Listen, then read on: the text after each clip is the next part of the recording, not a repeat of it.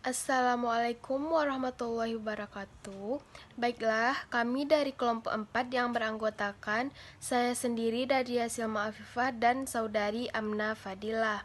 Nah, pada kali ini kami akan menjelaskan materi tentang metode dan pendekatan pembelajaran.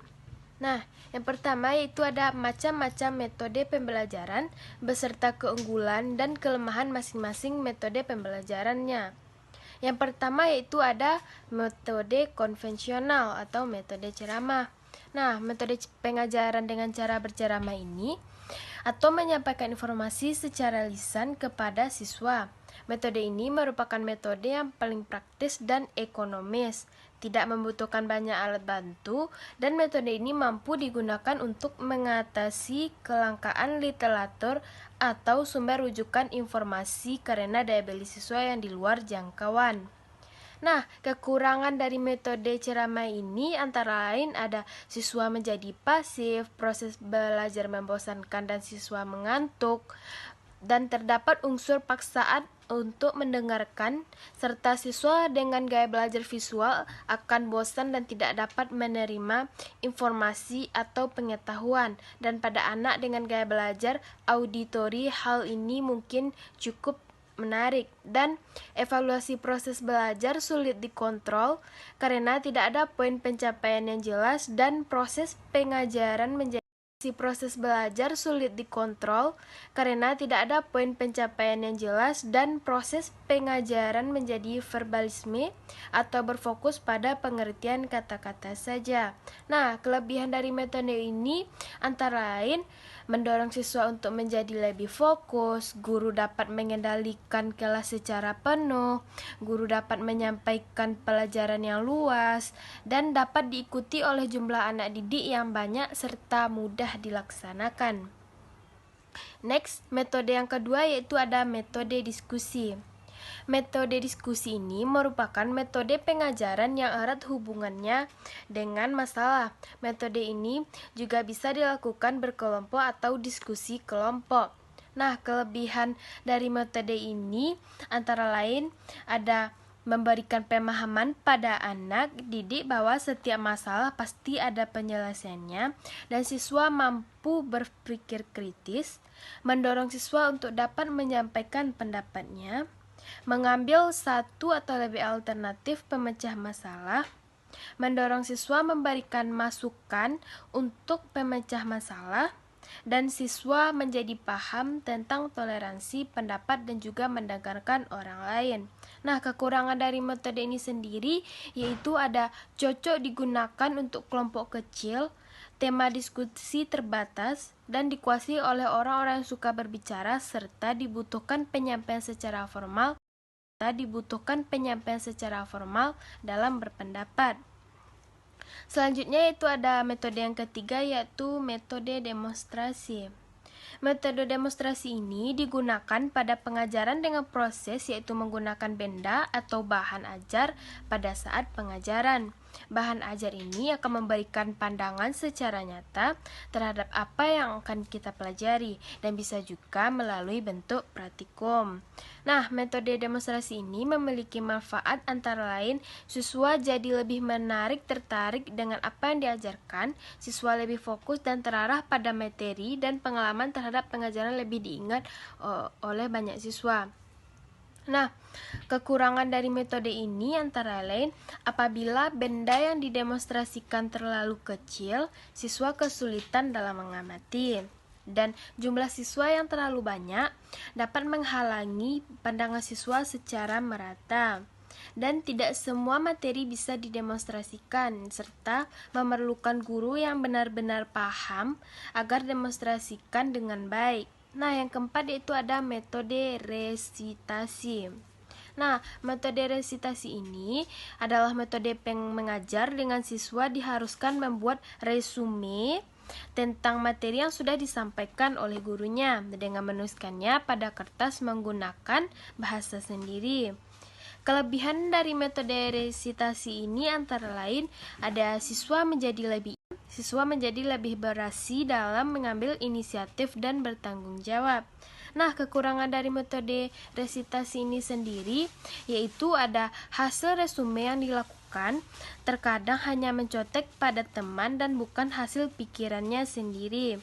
Dan tugas bisa jadi dikerjakan oleh orang lain serta susah mengevaluasi apakah siswa benar-benar mengalami hasil tulisan resumenya sendiri. Selanjutnya, ada metode percobaan. Nah, apa metode percobaan itu? Metode percobaan adalah metode pengajaran dengan menggunakan action berupa praktikum atau percobaan lab, dan masing-masing siswa dengan ini mampu terlihat proses dengan nyata dan belajar secara langsung. Nah, kelebihan dari metode ini yaitu ada metode ini membuat siswa merasa bahwa materi yang dipelajari benar adanya dengan dibuktikan melalui percobaan, dan siswa dapat mengembangkan diri dengan mengadakan eksplorasi dengan percobaan-percobaan, dan metode ini akan menghasilkan siswa dengan jiwa peneliti dan suka mencari tahu dan pengembangan keilmuan dan memberikan kesejahteraan pada masyarakat. Nah, kekurangan dari metode ini yaitu ada kekurangan alat yang seringkali menghambat siswa untuk dapat bereksperimen lebih, dan eksperimen dilakukan pada jam kelas yang terbatas sehingga percobaan yang dilakukan terbatas. Praktikum atau percobaan lab, dan masing-masing siswa dengan ini mampu terlihat proses dengan nyata dan belajar secara langsung. Nah, kelebihan dari metode ini yaitu ada metode ini membuat siswa merasa bahwa materi yang dipelajari benar adanya dengan dibuktikan melalui percobaan, dan siswa dapat mengembangkan diri dengan mengadakan eksplorasi dengan percobaan-percobaan, dan metode ini akan menghasilkan siswa dengan jiwa peneliti dan suka mencari tahu dan pengembangan keilmuan dan memberikan kesejahteraan pada masyarakat. Nah, kekurangan dari metode ini yaitu ada kekurangan alat yang seringkali menghambat siswa untuk dapat bereksperimen lebih, dan eksperimen dilakukan pada jam kelas yang terbatas sehingga percobaan yang dilakukan terbatas, dan metode ini cocok untuk beberapa tipe pelajaran saja seperti biologi, teknologi, dan lainnya. Nah, yang keenam yaitu ada metode karya wisata. Metode karya wisata ini adalah suatu metode mengajar dengan memanfaatkan lingkungan, lokasi, atau tempat yang memiliki sumber pengetahuan bagi siswa itu sendiri. Nah, metode ini mengajar dilakukan dengan pendampingan oleh guru ataupun orang tua jika usianya terlalu muda, dan pendampingan ini dilakukan untuk menunjukkan suatu sumber pengetahuan yang perlu dipahami oleh siswa. Metode ini sumber pengetahuan bagi siswa itu sendiri. Nah, metode ini mengajar dilakukan dengan pendampingan oleh guru ataupun orang tua jika usianya terlalu muda, dan pendampingan ini dilakukan untuk menunjukkan suatu sumber pengetahuan yang perlu dipahami oleh siswa. Metode ini bisa dilakukan di tempat-tempat sejarah, di alam, atau yang lainnya. Nah, kelebihan dari metode ini yaitu ada metode ini merupakan metode modern yang manfaatnya interaksi dengan lingkungan nyata, dan bahan yang dipelajari ketika di sekolah bisa langsung dilihat secara nyata, misalnya bangunan bersejarah. Dan pengajaran dengan metode ini bisa merangsang siswa untuk lebih kreatif, dan metode pengajaran ini sangat menyenangkan atau tidak jenuh bagi siswa. Dan kekurangan dari metode ini sendiri adalah yang pertama ada memerlukan perencanaan yang matang dan memerlukan persiapan yang disetujui oleh banyak pihak seperti orang tua, dan seringkali metode belajar ini lebih mengutamakan tujuan rekreasi daripada tujuan pembelajarannya, dan membutuhkan biaya yang cukup mahal serta memerlukan pengawasan dari pihak guru dan orang tua, dan keselamatan dan perlindungan menjadi faktor paling utama. Nah, yang ketujuh yaitu ada metode latihan dan keterampilan. Metode latihan dan keterampilan merupakan metode mengajar dengan melatih keterampilan siswa atau sesuai pembelajarannya, dan perlu adanya mentor atau pembimbing yang bertugas meluruskan alur diskusi, serta diskusi bisa berjalan terlalu panjang lebar pada suatu topik bahasan dan memakan waktu apabila semua siswa pada satu topik. Nah, selanjutnya yaitu ada metode perancangan. Nah, apa itu metode perancangan? Metode perancangan merupakan metode mengajar dengan merangsang siswa untuk mampu menciptakan atau membuat suatu proyek yang akan dipraktekkan atau akan diteliti. Nah, kelebihan dari metode ini antara lain dapat membangun pola pikir kritis dan kreatif siswa sehingga lebih luas dan mampu memecahkan masalah, serta metode ini mengasah siswa untuk dapat mengintegrasikan pengetahuan, sikap, dan keterampilan secara terpadu dan berguna nyata dalam kehidupan sehari-hari. Nah, kekurangannya yaitu kurikulum yang ada belum menunjang metode pengajaran ini, serta metode ini hanya bisa dipelajari sehari-hari. Nah, kekurangannya yaitu kurikulum yang ada belum menunjang metode pengajaran ini, serta metode ini hanya bisa diperoleh ketika ada event perlombaan, dan dibutuhkan bimbingan dari guru yang khusus dalam melakukan perencanaan dan pelaksanaan, serta membutuhkan fasilitas dan sumber yang mendukung saat pelaksanaan. Nah, yang ke-10 yaitu ada metode discovery. Metode discovery merupakan metode pengajaran modern yang dilakukan dengan cara mengembangkan cara belajar siswa menjadi lebih aktif, mandiri, dan pemahaman yang lebih baik, serta siswa mencari jawaban atas pertanyaan sendiri sehingga dapat diingat lebih baik. Dan strategi ini dinamakan strategi penemuan. Dan siswa menjadi lebih aktif mencari, memahami, dan menemukan jawaban atau materi yang terkait, serta siswa mampu menganalisa pengetahuan yang diperolehnya kemudian ditransfer kepada masyarakat. Nah, kelebihan dan kekurangannya yaitu menemukan jawaban atau materi yang terkait, serta siswa mampu menganalisa pengetahuan yang diperolehnya kemudian ditransfer kepada masyarakat. Nah, kelebihan dan kekurangannya yaitu ada yang pertama, kelebihannya mengembangkan kognitif siswa dan memperbanyak penguasaan keterampilan dan pengetahuan diperoleh dengan caranya sendiri sehingga menjadi lebih mandiri dan berpikir lebih luas, serta dapat menyesuaikan kemampuan siswa itu sendiri, meningkatkan rasa percaya diri melalui penemuan-penemuannya, serta meningkatkan interaksi antara siswa dengan guru. Serta kekurangannya yaitu ada diperlukannya persiapan mental dalam proses belajar ini, dan metode ini baik untuk kelas kecil, serta mengajarkannya tentang penemuan lebih mementingkan tentang pengertian daripada memperhatikan yang diperolehnya dari keterampilan dan sikap, serta ide-ide mungkin sulit ditemukan dan tidak semua penemuan menjelaskan pemecahan terhadap masalah. Baiklah, selanjutnya yang ke-11 ada metode inquiry. Merupakan metode yang mampu membangun siswa untuk menyadari apa yang dia dapatkan selama belajar. Guru tetap memiliki peranan penting dalam metode ini, yaitu dengan membuat desain pengalaman belajar. Strategi pelaksanaan metode inquiry ini yaitu guru memberikan penjelasan materi yang diajarkan, kemudian memberikan tugas pada siswa untuk menjawab pertanyaan yang diajukan oleh guru sebagai evaluasi pemahaman siswa. Yang ke-12 yaitu mind mapping, adalah metode belajar dengan menerapkan cara berpikir runtun terhadap suatu permasalahan, bagaimana bisa terjadi sampai pada penyelesaiannya.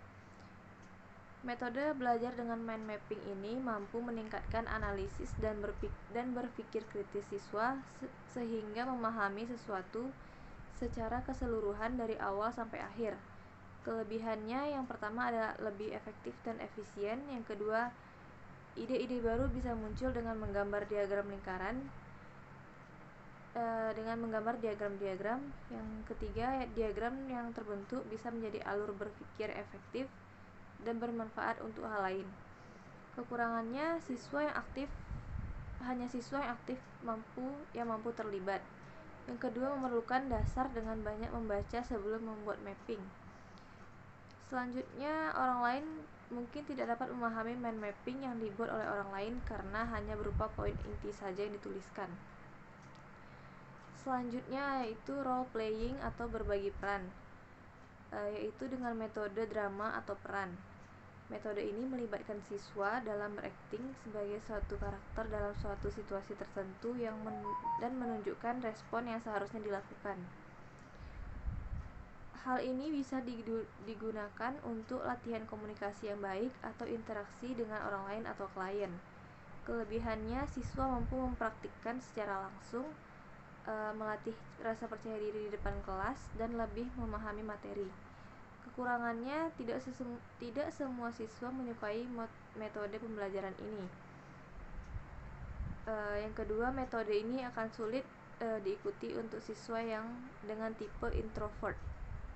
Selanjutnya yang ke-14 yaitu cooperative script, merupakan metode belajar dengan memasangkan siswa dan secara lisan menuntut siswa untuk mengutarakan intisari dari bagian materi yang disampaikan. Kelebihannya itu melatih kemampuan berbicara siswa dan juga kemampuan untuk mendengarkan. Kekurangannya hanya dapat digunakan untuk mata pelajaran tertentu. Yang ke-15 yaitu debat, merupakan metode pembelajaran dengan mengadu argumentasi antara dua pihak atau lebih baik perorangan maupun kelompok. Kelebihannya yaitu melatih kemampuan berpendapat dan mempertahankan pendapat siswa, melatih kerja kelompok. Kekurangannya seringkali berebut dalam memberikan pendapat. Yang kedua, pendapat tidak memiliki intisari yang informatif dan hanya berisi sanggahan.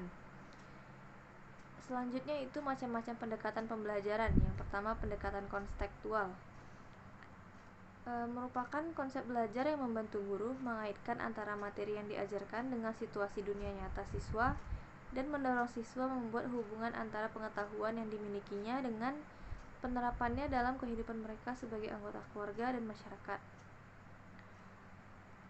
Yang kedua itu pendekatan konstruktivisme, merupakan pendekatan dalam pembelajaran yang lebih menekankan pada tingkat kreativitas siswa dalam menyalurkan ide-ide baru yang dapat diperlukan bagi pengembangan diri siswa yang didasarkan pada pengetahuan.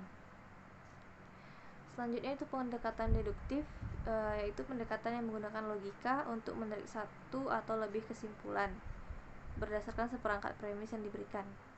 Yang keempat, pendekatan induktif, yang menekankan pada pengamatan dahulu lalu menarik kesimpulan berdasarkan pengamatan tersebut. Yang kelima, pendekatan konsep, yaitu pendekatan yang mengarahkan peserta didik menguasai konsep secara benar dengan tujuan agar tidak terjadi kesalahan konsep. Yang keenam yaitu pendekatan proses, merupakan pendekatan pengajaran yang memberikan kesempatan kepada siswa untuk menghayati proses penemuan atau penyusunan suatu konsep sebagai suatu keterampilan proses. Yang terakhir itu pendekatan sains, teknologi, dan masyarakat, merupakan gabungan antara pendekatan konsep, keterampilan, proses, CBSA, inquiry, dan discovery, serta pendekatan lingkungan. Tujuan dari pendekatan STM atau Science, Teknologi, dan Society ini adalah untuk menghasilkan peserta didik yang cukup memiliki bekal pengetahuan sehingga mampu mengambil keputusan penting tentang masalah-masalah dalam masyarakat serta mengambil tindakan sehubungan dengan keputusan yang telah diambilnya. Baiklah, sekian presentasi dari kelompok kami. Mohon maaf apabila terdapat kesalahan. Wabillahi taufiq wal hidayah. Wassalamualaikum warahmatullahi wabarakatuh.